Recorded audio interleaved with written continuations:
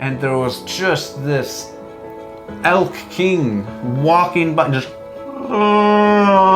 yeah, with antlers that were like the most beautiful kingly crown.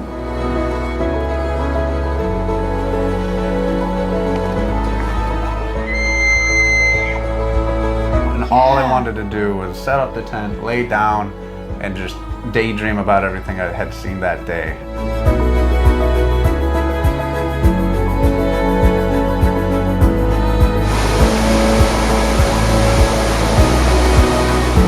I was very, very thankful to be once again with the love of my life, exploring the world. I have to say that was one of the best days that we've ever had. It was just one thing after the next, Yeah. so many gorgeous things, and we were exhausted, but so happy. I mean, how can you not be?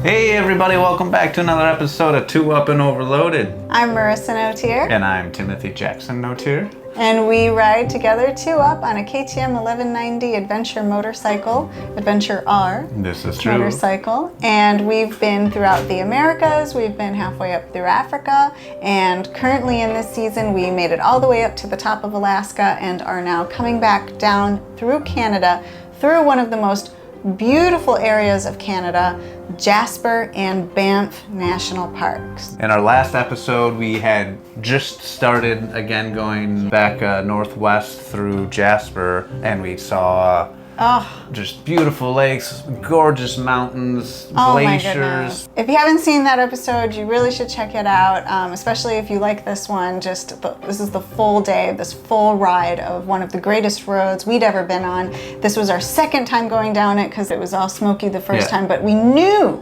just from that first time, even though everything was kind of covered in this haze, we knew this was a special road. Yeah. And we like special roads. yes, we certainly do, especially if you're on a motorcycle.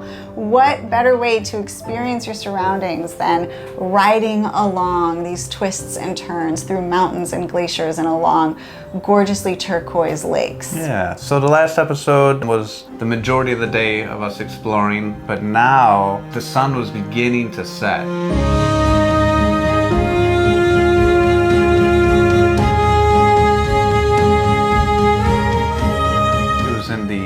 The aftermath of the noon of the day. The afternoon. Yes.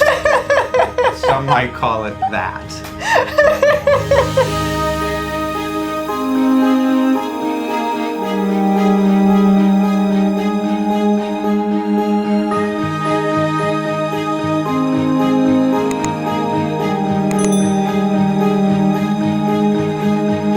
So it's the aftermath of the noon of the day. We are riding along. So we're coming from the Columbia Icefields, and we see this road off to the side that looked like a little dirt road to who knows where, because it wasn't marked on Google Maps. Yeah. And Tim was like, hey, I see this road, we should take it. And I was like, yes. Yeah. So we turned off the road to go look at some falls, and then we saw a gravel road that said high clearance vehicles only, and yeah, rough gravel road. Yeah, we like those types of roads. Yeah. And it leads straight to this gorgeous mountain. We have no idea where it goes, but there's a straight... Well, it's facing the... Straight is loose. the general direction of some mountains. We're going down this road, and there's just shimmy trees of beauty, and like there's these two lady lumps of mountains. Two mountains that were very upright. Promiscuous. I guess. No.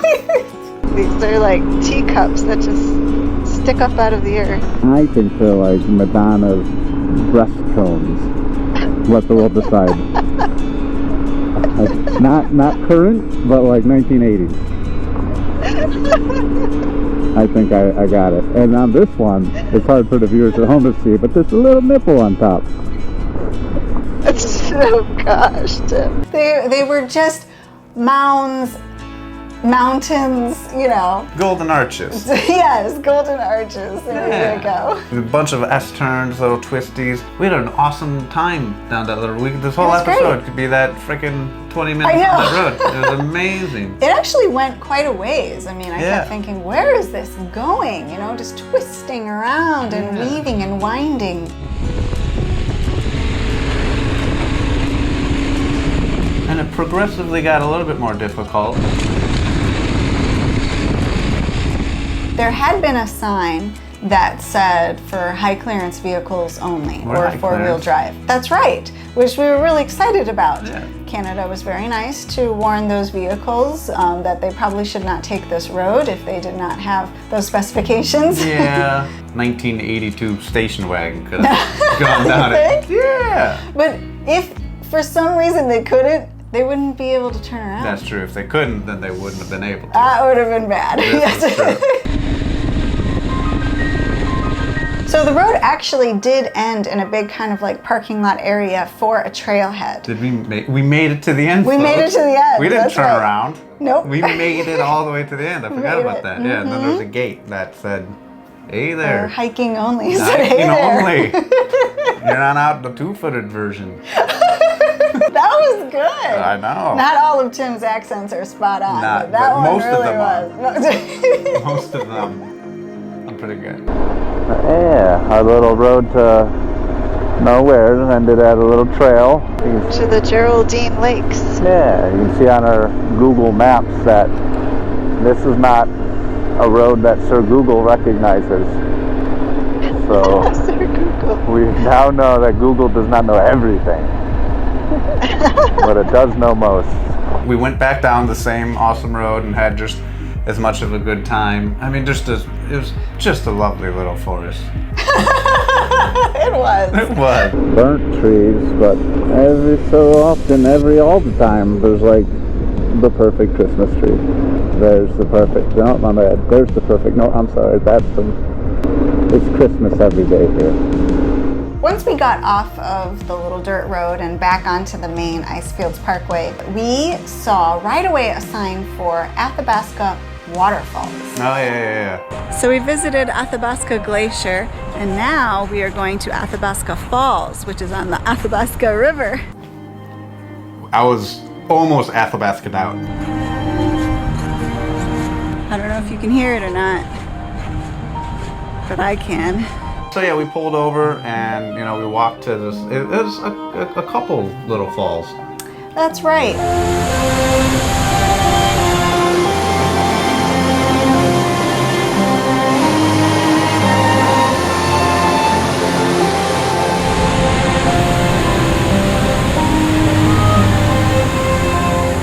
The cool thing is you're looking at the falls system away, and it's beautiful, right? But then you turn around, there's a bunch of little catwalks and bridges and stuff, but you can see where the falls fall into, if you will, and it's almost like this marble cave-esque, not cave, but canyon. Yes. Really, really, really pretty.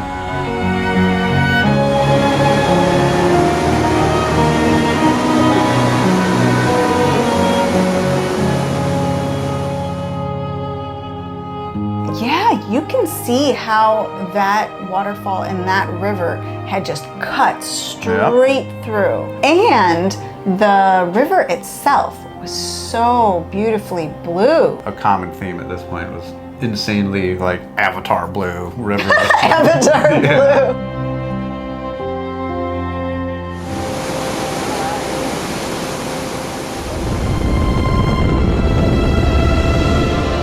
And by this time, the sun is in the part of the sky where like the apex of the mountains and the trees that were going by, it's starting to cut through. Marissa and I call them God rays that, Yes. kind of just branch out through the silhouettes of the trees and the mountain. It looks like the little prism on Pink Floyd where it just prisms out and just I think God rays is the scientific terminology. I think it is too. This was just turning out to be such a good idea that we had decided to go on this road again.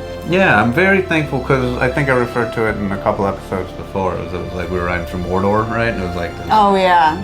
like the sun's behind the clouds, and it had its own beauty to it, right? Don't get me wrong. But now it was Marissa's a bigger Game of Thrones, Lord of the Rings nerd than I am, but like where all the elves lived. Rivendell. Rivendell. I was going from Mordor to Rivendell. Or Valinor.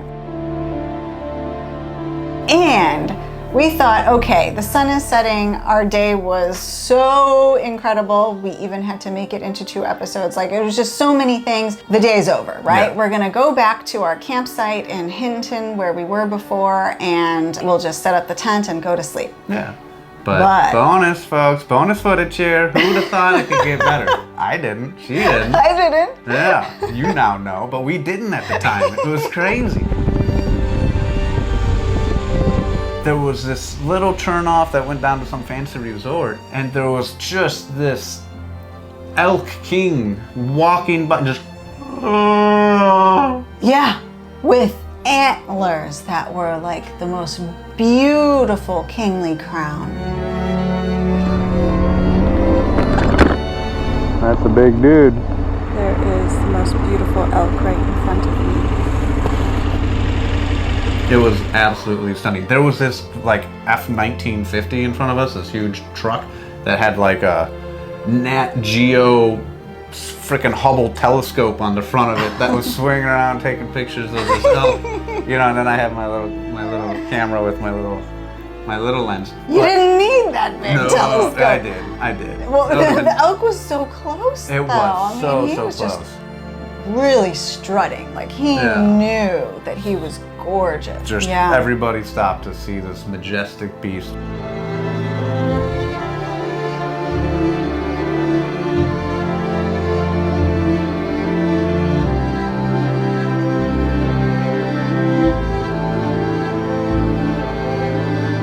And every once in a while he'd go, "Ah."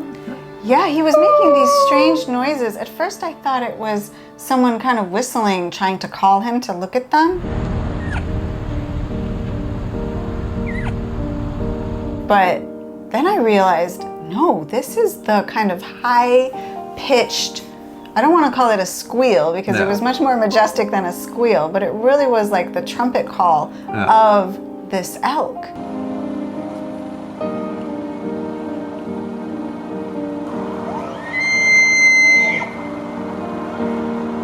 It was a sexy squeal. A sexy squeal. Sexy squeal mating call. And then we realized that there was like this call and response of this. Yeah.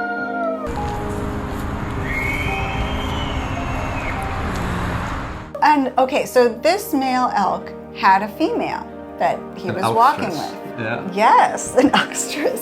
Oh yeah, I see now. And the female was not responding. And so we thought, I almost responded. This thing was so majestic. I was like, uh-oh. She had clearly seen a more prominent elk, and so she wasn't. well, there was another elk. This is true. Male elk with another huge rack of antlers. Huge rack. I'm taking these videos that I can't believe that I'm able to get, you know. I know, it's like National Geographic. Well, let's not boost my ego that much. But we'll let you decide. Comments Your below. comments below. Is it that good? Yeah. If you don't comment, I'm just gonna assume it was a yes. And those antlers, I mean, it's amazing just to watch him be able to get through the trees. Yeah. He just pushes them aside like he's flipping his hair back and just keeps walking. Finally, you know, they kind of split up and they went across the road and they went into a larger portion of the forest that was thicker. And, you know, I think everybody who saw it and got to experience that moment breathed in and exhaled and said, yeah, I think we can go. That was a magical moment that happened naturally. We got back on the bike feeling ecstatic. Yes.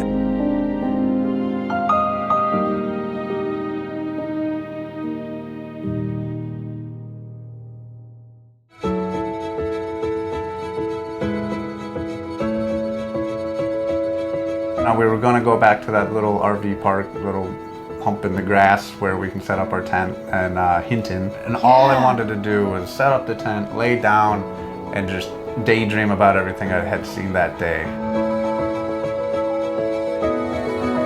And I was very, very thankful to be once again with the love of my life, Aww. exploring the world. I have to say that was one of the best days that we've ever had. It was just one thing after the next, Yeah. so many gorgeous things, and we were exhausted, but so happy. I mean, how can you not be? So I hope you enjoyed this episode. If you did, please give us a good old thumbs up and hit that subscribe button. Ding ding. Bling bling.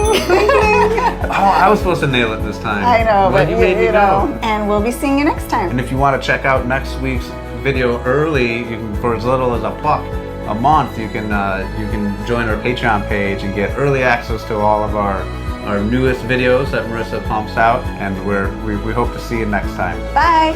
Stay safe, everybody. Just pause real quick because we got a little eye booger or something. All right, and I'm gonna do a grandma thing, and we're back. Now Okay. Even more beautiful than before, Oh, which I thank didn't you. think was possible.